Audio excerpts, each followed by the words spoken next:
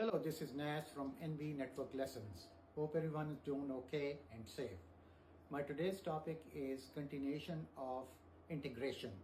In my last lesson, which was lesson 47, I introduced you what integrals are and we solved a couple of problems. Today, we are going to visually see what exactly an integral is. You already know a derivative is a slope of a line, slope of a curve, slope of a function at a given point. Whereas integral or integration is basically finding area under the curve, area under the function, okay? So let's look at this. Let's say this is a function, right? Function of x, and it's going like this, right? And I've been asked to find the area of this right here, area underneath this curve. So how would you do it? I mean, in case of a rectangle, all right, all I have to do is multiply length times width and I get the area. Pretty straightforward and it's accurate.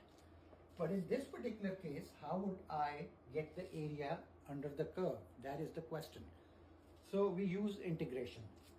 So one way I can think of is that what we can do is we can take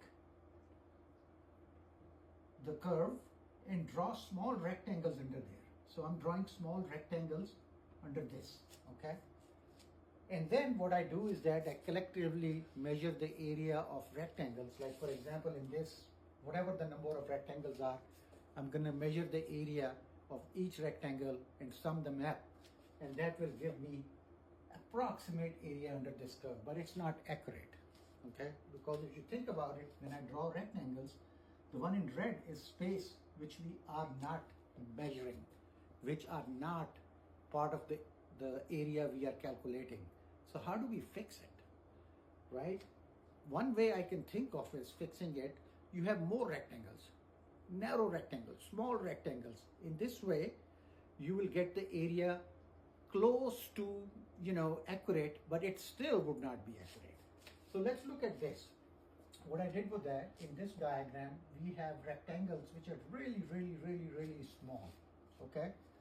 And then the red space right here is less than this one right here. The red space meaning the area which we cannot measure, okay? So what we can do is we can say, okay, let's take one of the rectangles right here, for example, this rectangle right here, okay? And the length of this rectangle is, let's say, delta x, okay? This is I'm talking about, this rectangle. I mean, this rectangle right here, okay? And then the length of this is gonna be your function of x, okay? So now if I ask you, can you find an area of this? Yes, we can find area of this. What we can do is we can say area of this rectangle in red is equal to function of x multiplied by delta x. Alright, so that is the area of just one rectangle under the curve. Alright, so then what we can say is in mathematical terms, in integration, what we can say is we can say something like this: sum of function of x, all right, multiplied by delta x, all right, and then I is equal to 1, starting from 1 going up to n, okay? So what I'm saying is that starting from rectangle 1 going up to number of n rectangles, okay, you sum them up, it'll give you the area under the curve. That is exactly what I'm saying. So then what you can do, you can say, right here, I'm going to do it right here, limit of n going to infinity. This is n, which is going to infinity. I is equal to 1. And delta x, this delta x, squeeze it. Tend it, make it, squeeze it so much that it goes towards 0. So delta x going towards 0, okay? So this, my friends, if you have infinite number of rectangles in there, in other words, this X right here, you're squeezing it and bringing it towards, making it small, small, small, then you will get the accurate area. That is, my friend, integration is. That is how you find integration. So limit when n, which is the number of rectangles, approaches infinity, and this X squeezes and becomes 0 or goes towards 0, that is when you can get the accurate area under the curve. So I can write this, so this, when you have something like this, let's say area is equal to a b function of x dx, okay?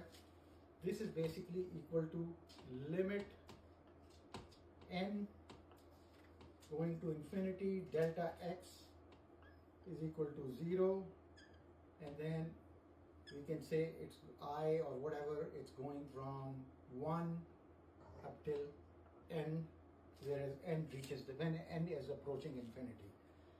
So then if you want to write something simple, you can write something like this: a b, a being starting point, let's say a b right here. So I'm finding area under the curve between these 2 points. I can say we have f of x, d of x. This is area under the curve. So my friends, this is basically integration is. So I tried my best to explain you visually, what an integration is by drawing these diagrams. Hope you picked it up. One thing before I go, in your books you will see dx. So dx and delta x are same. Both of them are saying very, very, very small value. All right. So stick with me. I'm going to come back and solve some more problems, and we're going to try my best to make you master in integration, and hopefully you will ace on your exam. Thank you so much for watching.